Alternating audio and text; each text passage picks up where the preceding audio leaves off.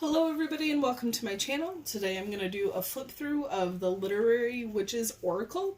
It is a fantastic deck. I was so excited when I got it. I've actually used it not as much as I wanted to, but I've used it quite a bit. It's just a great deck, but it's a specific deck. So let's get into it. I really like the box. It's just simple. You flip it open and there it is. It's kind of like one of those, kind of like those fancy novels, volumes of a book. You kind of flip it over and then there it is. This is... I'm going to butcher names here, so like the names of the novelists as well as the names of the people who created this. But I'm really glad they did. So it's written by Tasia. I'm sorry, guys. I can't even try and pronounce that. But that's who writes it. And then this is who illustrates it. Sorry about the train in the background. I have tried to do videos during the day, during the morning, during the afternoon, at night, and in the middle of the night. There's always noise at my place, so it just happens. So there's 70 cards here in this book, or here in this deck, and then you get a book flip through. I really enjoy it. It goes into kind of using the cards for kind of like a one card thing, and then a past, present, and future. For just how to, just examples. What I usually do it for is kind of like, what do I need to know daily? And I enjoy it that way. So on the cards, there's two specific kind of variation of the cards in the deck. You first have the authors that they bring out. They call them the witches. So they're female authors only. And you get a little biopic from them, and then on the card you actually have like the name of the author, and then little saying like Emily Dickinson is the soul. I always go to the book to learn a little bit more, and then I read a little bit more about them, about their works. There's many writers, I want to call them artists, but I mean they really were artists, that I've never heard before in my life, and I'm an okay reader. Like I don't read every day, but I'm an okay reader when it comes to that. I read people who inspire me, who intrigue me, and I can tell you that this deck has opened me up to individuals that speak to my soul that I never even knew existed. So I'm really excited in that aspect about this deck. The other half of this deck is, they call it the Witches Materials. So they'll have, the card just has like a picture, and then the saying, and then you come here to, you can either, if you know the meaning of these things, you can go with that interpretation, or you can come to the book, and they give you a few words. So I really enjoy it. I actually have to tell you before I get into the cards, I actually bought a book of one of the artists that came through for me. Her name is Alejandra Pizarnik. Again, I will butcher all of these names when it comes to the writers' names, but she was the first one that spoke very deeply to me. She's an Argentinian poet. She was very much into surrealism. She talks a lot about love, about deep desire, and for me personally, I'm learning Spanish at this moment, so I actually bought one of her books because it has her original poem, and then it has the English translation on the other side. So I was really excited for that. It has been helping me with my Spanish, as well as kind of that In other languages, there's other ways to interpret words, and other like depths of words and phrases, and I really get excited about that sort of stuff. So not only has this deck been a great aspect for me in my life to kind of get into that subconscious, what do I need to know right now, what am I going through right now, what's going to help me, reading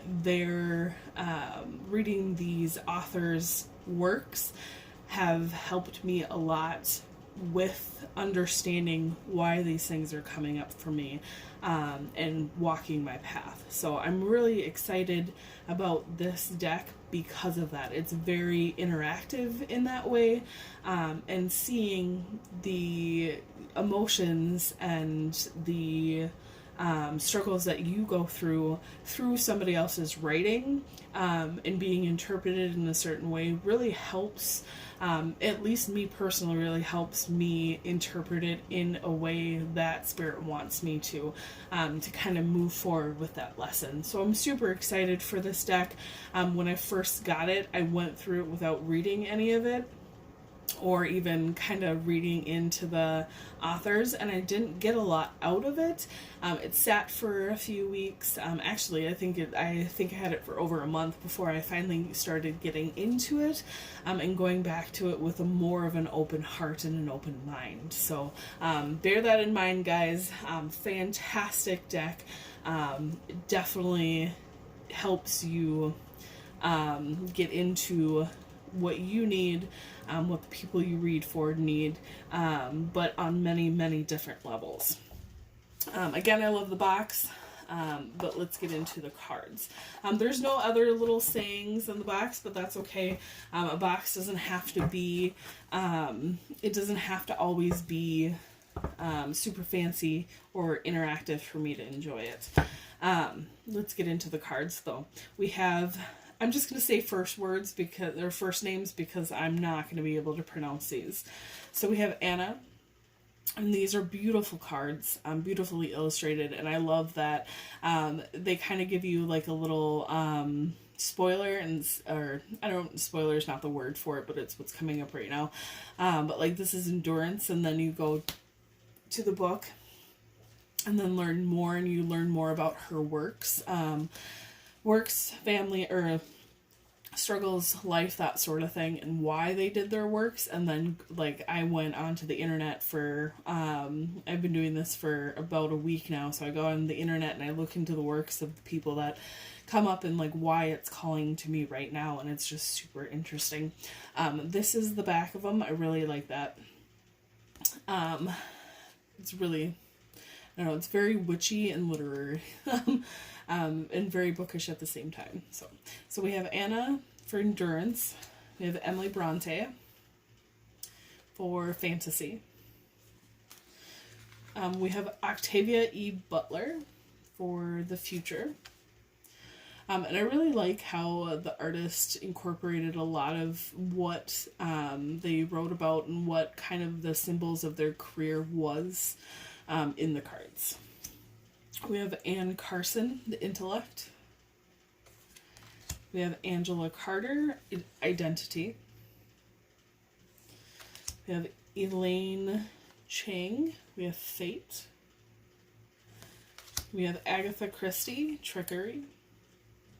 I like that they put Agatha Christie as older in this instead of her younger versions. We have Sandra the body. Sorry, I cannot pronounce some of these names. We have Emily Dickinson, the soul.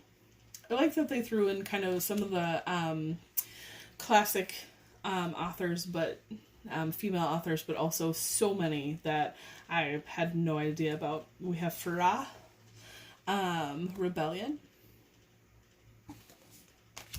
We have Janet Frame, belonging. We have Charlotte Perkins Gilman, freedom. We have Joy, Orejo, bravery. We have Zora Neila Hurston for story. Shirley Jackson for family. I was blown away when I got the authors that I got, because it's very, very much, their works speak to what I'm going through at the moment. We have Jamaica Kincaid for history. We have Yamiko Karahashi, transformation. Again, I'm so sorry. We have Audre Lorde for justice. We have Merabi for devotion. We have Toni Morrison for power. We have Anais Nin for the subconscious. We have Flannery O'Connor for humanity. We have Alejandra Pizarnik, Solitude.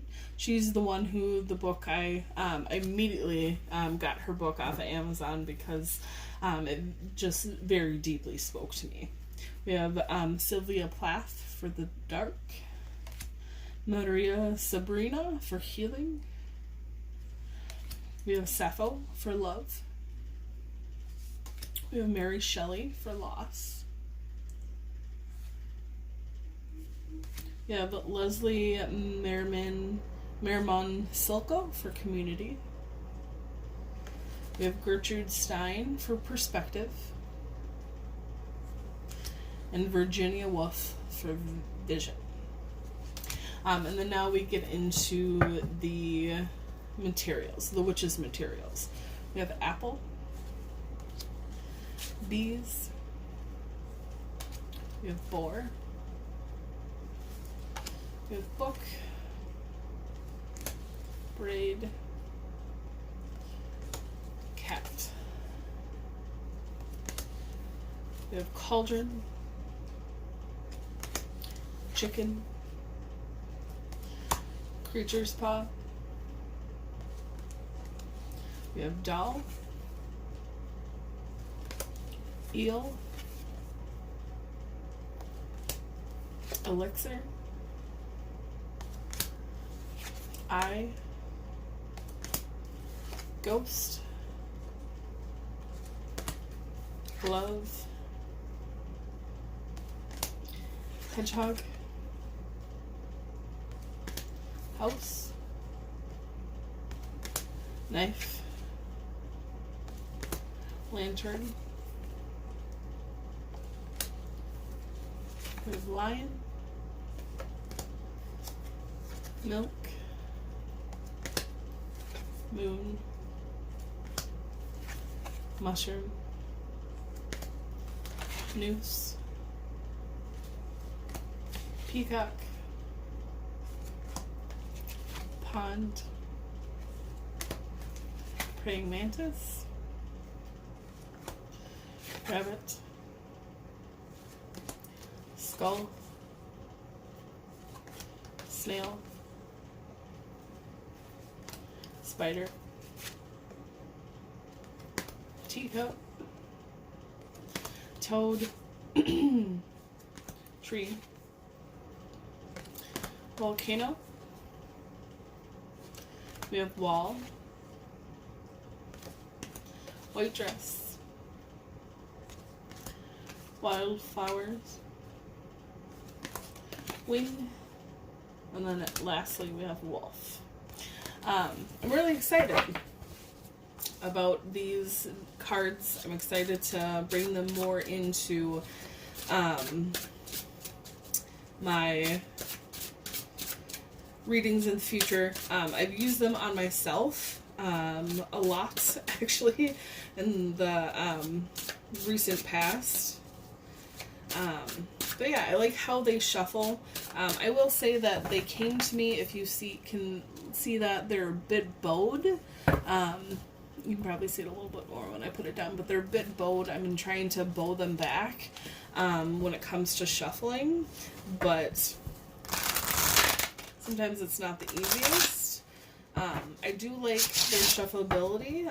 Both, I don't know the terms for it, but like both like this.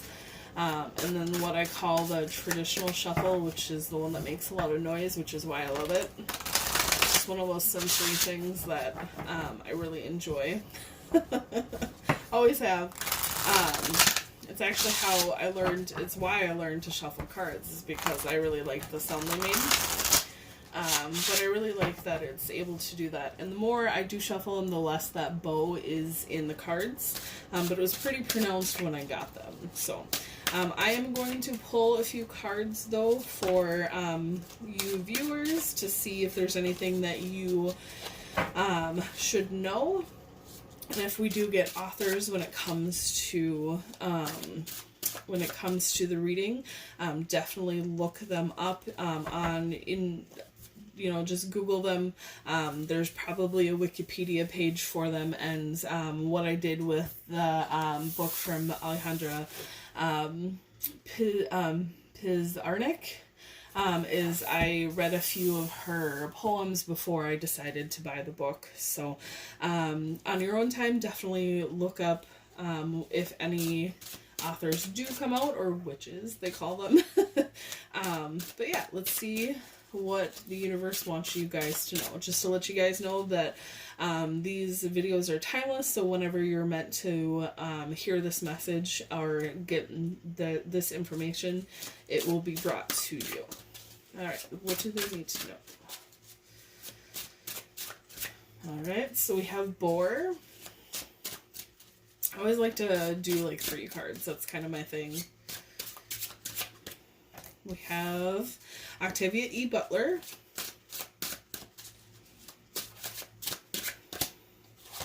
And then we have, I'll move them so you can see, we have Toni Morrison for Power.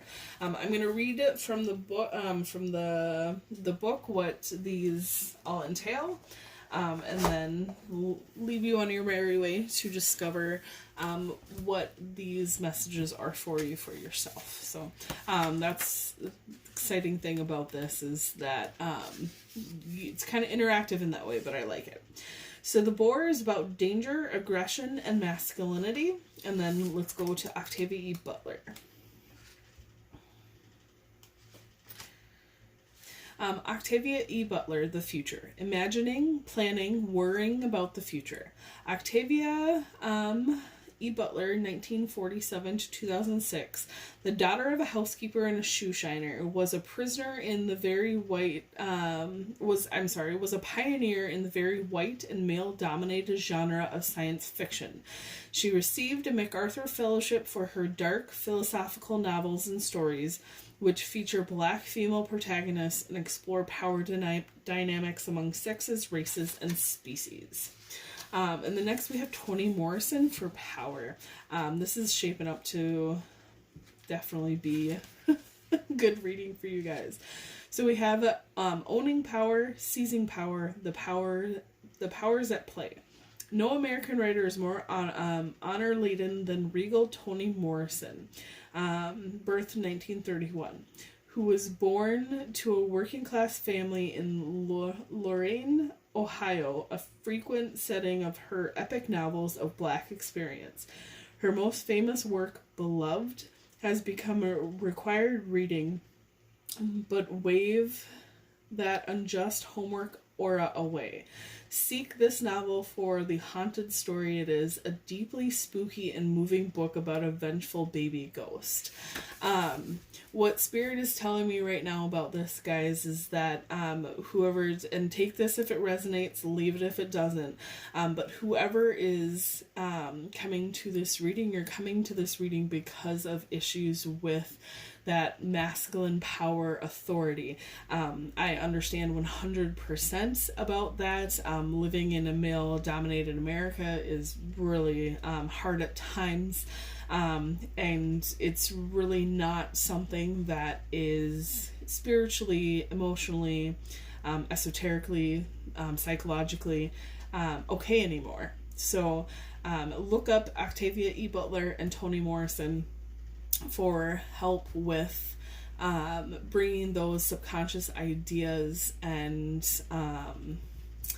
ideologies to yourself, that different way of thinking, because a rebellion, when it comes to, you know, taking kind of down the patriarchy or looking at things a different way, there are many ways to do that, just like there's many ways to spread love.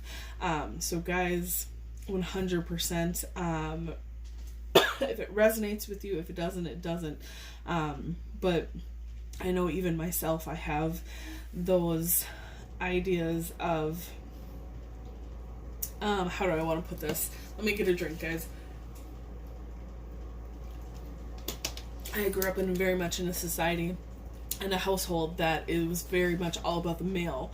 And when it comes to relationships, sometimes those are triggered in me, to kind of be that subservient. And my true self is not subservient to anybody. Excuse me, when it comes to the divine feminine in all of us, the divine feminine is not there to be a servant, is not there to be lesser.